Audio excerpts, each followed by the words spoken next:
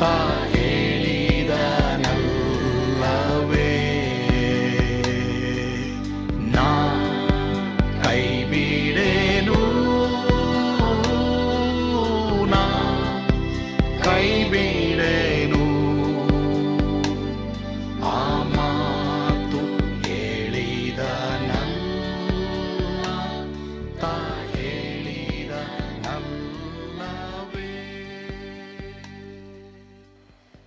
ಯೇಸು ಕೈ ಬಿಡನು ದೈನಂದಿನ ಸತ್ಯವೇದ ಅಧ್ಯಯನಕ್ಕೆ ನಿಮ್ಮೆಲ್ಲರನ್ನು ಆಹ್ವಾನ ಮಾಡ್ತೇನೆ.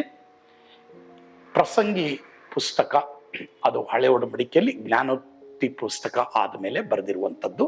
ಸೊಲೊಮೋನ, ಯೇಸ್ವಾಮಿ ಬಿಟ್ಟರೆ ನೆಕ್ಸ್ಟ್ ವೈಸ್ ಆಗಿದ್ದಂಥ ಒಬ್ಬ ರಾಜ.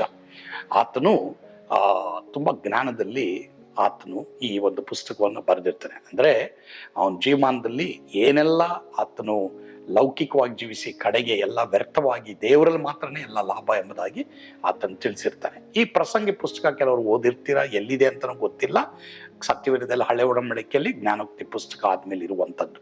ಹೀಗಾಗಿ ಈ ಪುಸ್ತಕದ ಪರಿಚಯ ನಾನಿವಾಗ ನಿಮಗೆ ಮಾಡುವಂಥವನಾಗಿದ್ದೇನೆ. ಈ ಒಂದು ಪ್ರಸಂಗ ನಮ್ಮ ಸಭೆಯಲ್ಲಿ ಅನೇಕರಿಗೆ ಉಪಯುಕ್ತವಾಗಿತ್ತು. ನಿನ್ನ ಕತೆ ಏನಾಗಿರ್ತದೆ ಎಂಬುದಾಗಿ ಇದರಿಂದ ಕಲಿಯಿರಿ. Life is short. ದುಃಖದ ಮನೆಯಲ್ಲಿ ನನಗೆ ನಿನಗೆ ತಿಳಿಸುವಂಥ ಮೆಸೇಜ್ ಏನು ಗೊತ್ತಾ? ಎ ಲೈಫ್ ಈಸ್ ಶಾರ್ಟ್ ಅಪ್ಪ. ಏನು ಮಾಡೋದು? ಕೀರ್ತನೆ 90:12 ಓದ್ತೀರಾ? ಸಾಮ್ಸ್ 90:12 ಓದ್ರಿ. ನಮ್ಮ ದಿನಗಳು ಕೊಂಚವೇ ಎಂದು ಎನಿಸಿಕೊಳ್ಳುವ ಹಾಗೆ ನಮಗೆ ಕಲಿಸು, ಆಗ ಜ್ಞಾನದ ಹೃದಯವನ್ನು ಪಡೆದುಕೊಳ್ಳುವೆವು. ಸರಿ, ಎಲ್ರು ಗಮನ ಇಡಿ.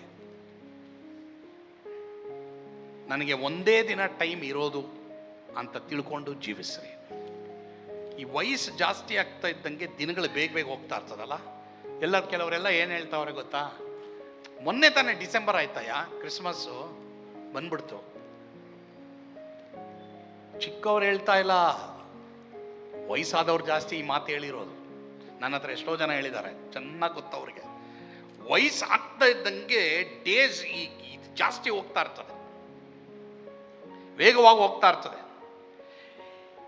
ಈ ಓಲ್ಡ್ ಏಜ್ ಹೋಮ್ಗಳಿಗೆ ಹೋಗಿ ನೋಡಿ. ನಮ್ಮ ಹತ್ರನೂ ಓಲ್ಡ್ ಏಜ್ ಹೋಮ್ ಇತ್ತು. ಆ ಓಲ್ಡ್ ಏಜ್ ಹೋಮ್ಗೆ ಹೋಗಿ ನೋಡಿದ್ರೆ ಅವರಲ್ಲಿ ಸಾಧಾರಣವಾಗಿ ಭಾಳ ರಿಗ್ರೆಟ್ಸ್ಗಳಿರ್ತದೆ, ಅಂದರೆ ವಿಷಾದಗಳು.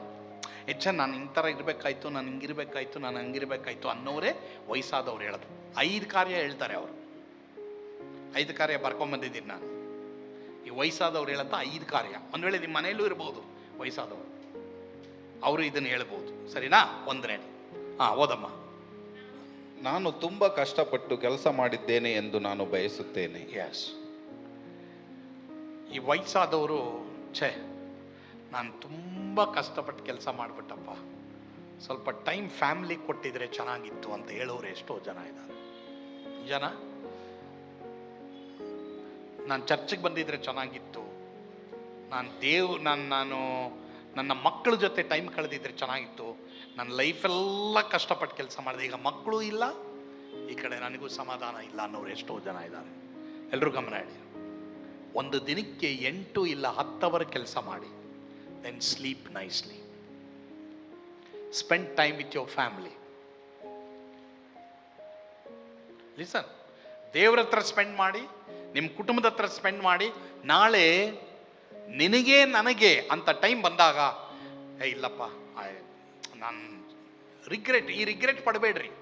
ಎಷ್ಟೋ ಜನ ಬೆಳಗಿಂದ ಸಾಯಂಕಾಲ ರಾತ್ರಿ ಹಗಲು ಕೆಲಸ ಮಾಡಿ ಮಾಡಿ ಮಾಡಿ ಮಾಡಿ ಮಾಡಿ ಮಾಡಿ ಲಾಸ್ಟಲ್ಲಿ ಯಾರು ನನ್ನ ಹತ್ರ ಇಲ್ಲವೇ ಅನ್ನೋ ಒಂದು ಪರಿಸ್ಥಿತಿ ನನಗೆ ನಿನಗೆ ಬರಬಾರ್ದು.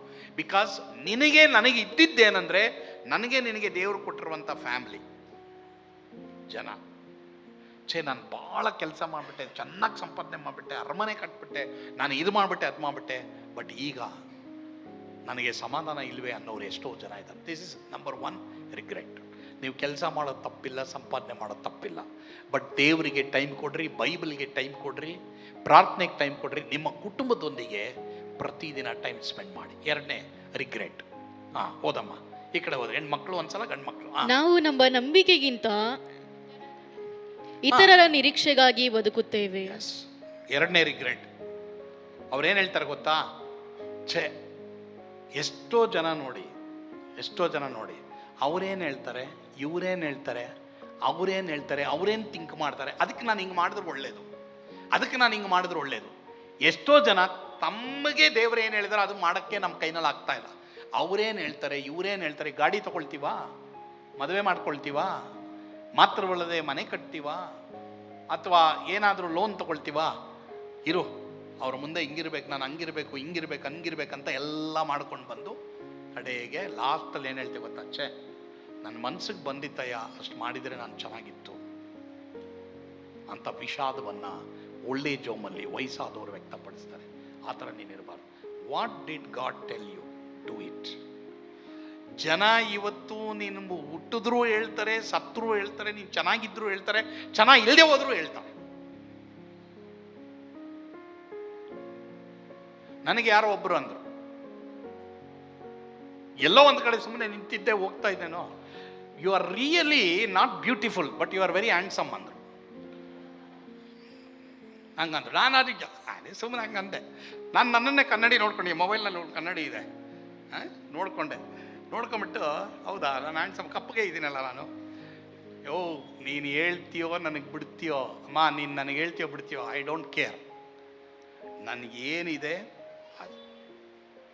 ಇವತ್ತು ಎಲ್ಲರೂ ಗಮನ ಇಡಿ. ನಂಗೆ ಗೊತ್ತಿಲ್ಲ, ಬೇಜಾರು ಪಡಬೇಡಿ, ಯಾರು ನಿಮ್ಮನ್ನ ಡಿಸ್ಕರೇಜ್ ಮಾಡೋಕ್ಕೆ ಬಂದಿಲ್ಲ, ಓಕೆ. ಇಲ್ಲಿವರೆಗೂ ಅವ್ರ ಎಕ್ಸ್ಪೆಕ್ಟೇಷನ್ ಪ್ರಕಾರ ಮಾಡಿದ್ರಿ ಅಂತ ಇಟ್ಕೊಳ್ಳಿ, ಇನ್ಮೇಲೆ ಮಾಡೋಕ್ಕೆ ಹೋಗಬೇಡಿ. ಇಲ್ಲಪ್ಪ ದೇವ್ರೆ ನೀನೇನು ಹೇಳ್ತೀಯೋ ಅದು ನಾನು ಮಾಡ್ತೀನಿ, ಸರಿನಾ? ಆ ಥರ ನೀನೇನು ಹೇಳ್ತೀಯೋ ಅದು ನಾನು ಮಾಡ್ತೀನಿ ದೇವ್ರೆ, ಆದರೆ ಅವ್ರು ಹೇಳ್ತಾರೆ ಇವ್ರು ಹೇಳ್ತಾರೆ ಅಂತೇಳಿ ನಾನು ಮಾಡೋಕ್ಕೆ ಹೋಗ್ಬಿಟ್ಟು ಕಷ್ಟಕ್ಕೆ ತೊಂದರೆಗೆ ನಾನು ನೀನು ಒಳಗಾಗಬಾರ್ದು ಪ್ರಿಯರೇ. ಆ ಥರ ಯಾರಾದರೂ ಇದ್ದರೆ ದೇವ್ರ ಹತ್ರ ಹೇಳಿ, ಸ್ವಾಮಿ ಮತ್ತೊಬ್ಬರು ಎಕ್ಸ್ಪೆಕ್ಟೇಷನ್ಗಾಗಿ ನಾನೆಲ್ಲ ಮಾಡಿಬಿಟ್ಟೆ, ಆದರೆ ಇಲ್ಲ ದೇವರೇ ಆ ವಿಷಾದ ನನಗೆ ಬೇಡ, ನೀನೇನು ಹೇಳ್ತೀಯೋ ಅದು ನಾನು ಮಾಡೋಕ್ಕೆ ನನಗೆ ಕೃಪೆ ಕೊಡು. ಮೂರನೇದಾಗಿ, ನನ್ನ ಭಾವನೆಗಳನ್ನು ವ್ಯಕ್ತಪಡಿಸುತ್ತೇನೆ ಎಂದು ನಾನು ಬಯಸುತ್ತೇನೆ. ಎಷ್ಟೋ ಜನ I lived in my feeling. ಸರಿ, ನನ್ನ ಫೀಲಿಂಗ್ ತಕ್ಕಂತನೂ ನಾನು ನಡೀಲಿಲ್ಲ, ಈಗ ನನಗೆ ಇದು ಅನಿಸ್ತದೆ ಅದು ಅನಿಸ್ತದೆ, ಯು ಕಾಂಟ್ ಡೂ ಎನಿಥಿಂಗ್. ವಯಸ್ಸಾದ ಕಾಲದಲ್ಲಿ ಎಷ್ಟೋ ಜನ ನಾನು ಇದು ತಿನ್ಬೇಕು ಅದು ತಿನ್ನಬೇಕು ಅಂತೇಳಿ ಆಸೆ ಪಡೋದುಂಟು, ತಪ್ಪಿಲ್ಲ. ಈ ಸಾಕನು ಸಹ ವಯಸ್ಸಾದಾಗ ಮುದುಕನಾದಾಗ ನನಗೆ ತಂದು ಕೊಡಪ್ಪ ಸ್ವಲ್ಪ ಅಂತೇಳಿ ಅವನಿಗೆ ಯಾಕೊಬ್ಬನಿಗೆ ಹೇಳ್ದ. ಆವಾಗಲೇ ಮಾಂಸ ನೀನು ತಿನ್ಬೋದಾಗಿತ್ತಲ್ಲ. ಈ ಸಾಕ ವಯಸ್ಸಾದ ಮೇಲೂ ನಿನಗೆ ಊಟದ ಮೇಲೆ ಅದು ಹೆಂಗೆ ಭಾಳ ಚಿಂತೆ ಬಂದ್ಬಿಡ್ತು, ದೇವ್ರ ಮೇಲೆ ಯಾಕೆ ನಿಂಗೆ ಚಿಂತೆ ಬಂದಿಲ್ಲ? ಊಟ ಮಾಡಬಾರ್ದು ಅಂತಲ್ಲ, ನಾನೇನು ಹೇಳ್ತಾ ಇದ್ದೀನಿ ಅಂದರೆ, ನಿಮಗೆ ವಯಸ್ಸಿರುವಂಥ ಕಾಲದಲ್ಲಿ ದಯವಿಟ್ಟು ಏನು ತಿನ್ನಬೇಕು ಅದನ್ನು ತಿನ್ನಿರಿ, ಆರೋಗ್ಯವಾದದನ್ನು ತಿನ್ನಿರಿ. ನಿನ್ನ ಕಣ್ಣಿಗೆ ಕಾಣುವಂಥವುಗಳು ಒಳ್ಳೆಯದಾಗಿದೆಯಾ, ಆರೋಗ್ಯವಾಗಿದೆಯಾ, ಒಳ್ಳೆ ವಿಟಮಿನ್ ಕೊಡುತ್ತಾ ಅದನ್ನು ತಿನ್ನಿರಿ. Eat while you eat, play while you play, work while you work, ಇಂಗ್ಲಿಷ್ನಲ್ಲಿ ಹೇಳ್ತಾರೆ ಅದನ್ನೆಲ್ಲ. ಪ್ರಿಯರೇ, ಈ ಪ್ರಸಂಗದ ಮೂಲಕ ನೀವು ಆಶೀರ್ವದಿಸಲ್ಪಟ್ಟಿದ್ದೀರಿ ಎಂಬುದಾಗಿ ನಾನು ನಂಬ್ತೇನೆ. ಫ್ಯೂನರಲ್, ಒಬ್ಬ ಮನುಷ್ಯನು ಹುಟ್ಟಿದಾನ ಅಂದರೆ ಸಾಯ್ತಾನೆ, ಆದರೆ ಅವನು ಆ ಹುಟ್ಟು ಸಾವಿನ ನಡುವೆ ಏನು ಮಾಡ್ತಾನೆ ಅದರಲ್ಲಿ ಸರಿ ಇಲ್ಲದೆ ಹೋದರೆ ಮಾನಸಾಂತರಪಟ್ಟು ಸರಿಯಾಗಲಿಕ್ಕೆ ಕರ್ತನ ನಿಮಗೆ ಕೃಪೆ ಕೊಡಲಿ. ಒಂದು ವೇಳೆ ಶವ ಸಂಸ್ಕಾರದಲ್ಲಿ ನಿಮ್ಮ ಬಗ್ಗೆ ಜನ ಏನು ಹೇಳ್ತಾರೆ ಅನ್ನೋದೇ ನಿನ್ನ ಕತೆ ಏನಾಗಿರ್ತದೆ ಅನ್ನೋದಕ್ಕೆ ಟೈಟಲ್ನ ಒಂದು ವಿವರ ಇದು. ಕರ್ತನು ಖಂಡಿತವಾಗಿ ಈ ವಾಕ್ಯಗಳ ಮೂಲಕ ನಿಮ್ಮನ್ನು ಆಶೀರ್ವಾದ ಮಾಡಲಿ, ನಿಮ್ಮ ಹೃದಯ ಜ್ಞಾನದ ಕಡೆಗೆ ತಿರುಗಿಸ್ಕೊಳ್ರಿ. ಪ್ರಾರ್ಥನೆ ಮಾಡೋಣ. ಪ್ರೀತಿಯುಳ್ಳ ತಂದೆ ಆದವರೇ, ನಿಮ್ಮ ಸ್ತೋತ್ರ. ಹೌದು ಸ್ವಾಮಿ, ಅನೇಕ ವೇಳೆ ನಮಗೆ ಕೊಟ್ಟಿರುವಂಥ ಒಂದು ಜೀವಿತದಲ್ಲಿ ಅನೇಕರು ಅದನ್ನು ವೇಸ್ಟ್ ಮಾಡಿರ್ಬೋದು, ಆದರೆ ಈ ಪ್ರಸಂಗದ ಮೂಲಕವಾಗಿ ನೀನು ಎಲ್ರಿಗೂ ತಿಳಿಯಪಡಿಸಿದ್ಯಾ. ಅವರ ಜೀವಿತದಲ್ಲಿ ಪಾಪಗಳು ಮಾಡಿದರೆ ಅದಕ್ಕೆ ಪಶ್ಚಾತ್ತಾಪ ಪಟ್ಟು ಯೇಸು ಕ್ರಿಸ್ತನ ರಕ್ತದ ಮೂಲಕವಾಗಿ ಕ್ಷಮೆ ಹೊಂದಿ, ಒಂದು ವೇಳೆ ವಿಶ್ವಾಸಿಗಳಾಗಿದ್ದರೆ ಪಾಪದ ಮೇಲೆ ಜಯ ಪಡೆಯುವ ಹಾಗೆ ಎಲ್ಲರಿಗೂ ನೀವು ಕೃಪೆಯನ್ನು ಅನುಗ್ರಹಿಸಿಕೊಡಿ ಸ್ವಾಮಿ. ಆ ರೀತಿ ನೀವು ಮಾಡ್ತೀರಾ, ಅದಕ್ಕಾಗಿ ಸ್ತೋತ್ರಪ್ಪ. ಯೇಸುವಿನ ಹೆಸರಿನಲ್ಲಿ ಪ್ರಾರ್ಥಿಸ್ತೇವೆ ಸ್ವಾಮಿ, ಆಮೇನ್. God bless you. ಯೇಸು ನಿಮ್ಮನ್ನು ಕೈ ಬಿಡನು.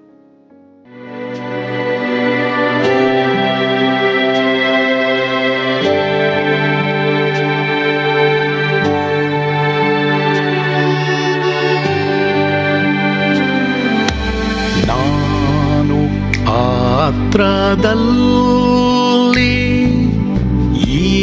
ಇರುವಾಗಲೂ ನೀನು ಪಾಯಪಾಟು ಓಡಬಾರದು. ನನ್ನ ಮಾತನಂಬಿ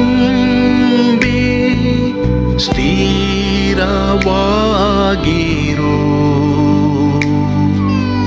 ನಿನ್ನ ಬಿಡಲಾರೆ, ಬಿಡೆನು ಎಂದೆಂದಿಗೂ.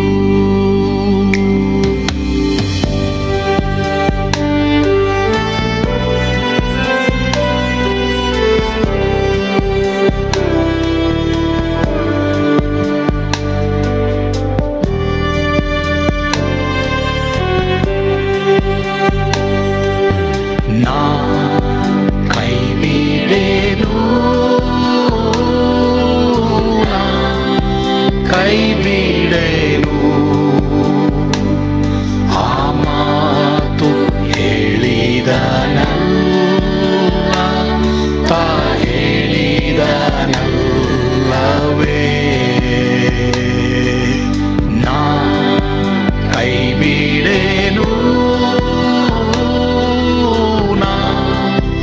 ಕೈ ಬಿಡೆನು. ಆ ಮಾತು ಹೇಳಿದನಲ್ಲ, ತಾ ಹೇಳಿದನಲ್ಲವೇ.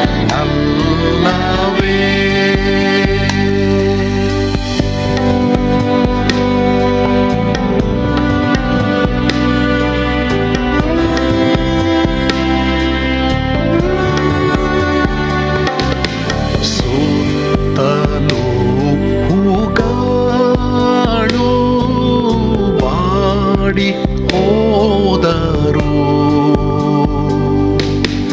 ಮೇಲೆ ಸ್ವರ್ಗದೋಳು ಬಾದಲಾಗದು.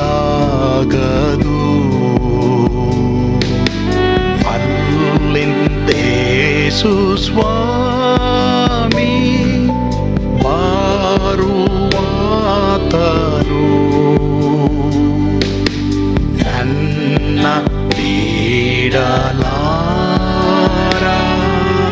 ನನ್ನನ್ನು ಕೈ ಬಿಡಲು. ನಾ ಕೈ ಬಿಡೆನು, ನಾ ಕೈ ಬಿಡೆನು. ಆ ಮಾತು ಹೇಳಿದನಲ್ಲ, ತಾ ಹೇಳಿದನಲ್ಲವೇ. ನಾ ಕೈ ಬಿಡೆನು, ನಾ ಕೈ ಬಿಡೆನು. ಆ ಮಾತು ಹೇಳಿದನಲ್ಲ, ತಾ ಹೇಳಿದನಲ್ಲವೇ.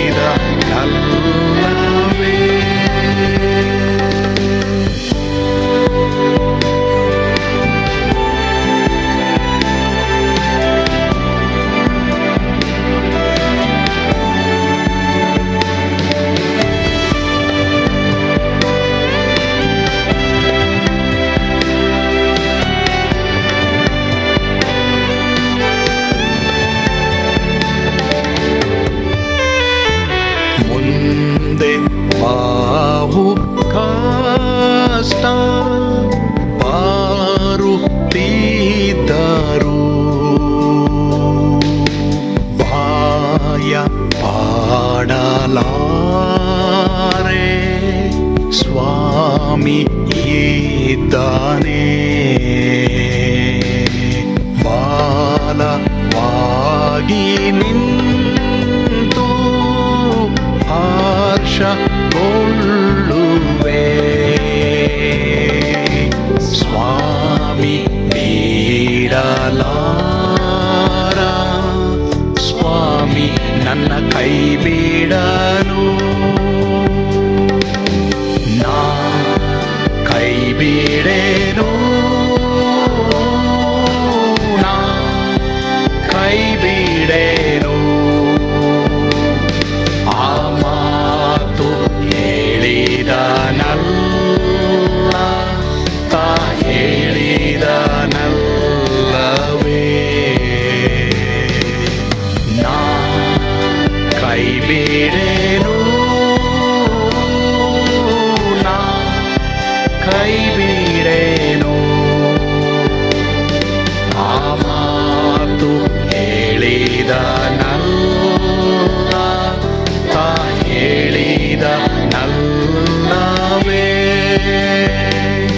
ತಾ ಹೇಳಿದ ನಲ್ಲವೇ